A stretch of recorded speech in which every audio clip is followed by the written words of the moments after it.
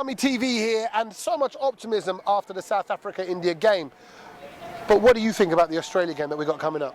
Australia is always a tough opponent, and if you go back and see the history, always World Cup matches of India and Australia, the victory margin of 2 to 3 runs.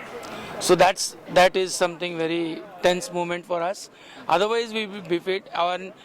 In some of the matches, they have thrown us out, like in the semi-finals.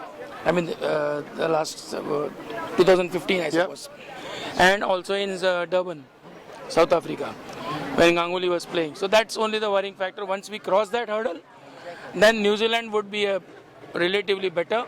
And Pakistan, of course, India has never lost a World Cup match against Pakistan, at least in the 50-over format. 2020, I think we lost last year in the finals. Right. So I think this is good. And today, I think the whole thing was settling down.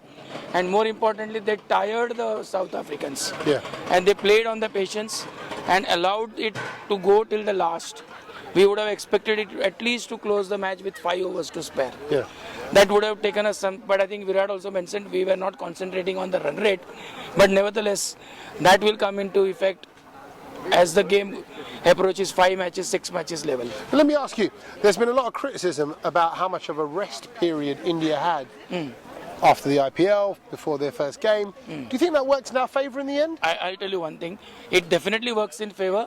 If you remember, I don't remember the year when the World Cup was in Australia, India had two months ahead and they played all the matches, and by the time the World Cup started, they were exhausted and they were tired. And the same thing may happen to Bangladesh and Pakistan. I think they have been playing for last 4 months continuously. So we have come fresh. Each one of them played the IPL. They are in the nick. There is it's a blend of rest and caution, and aggression will come as we move further.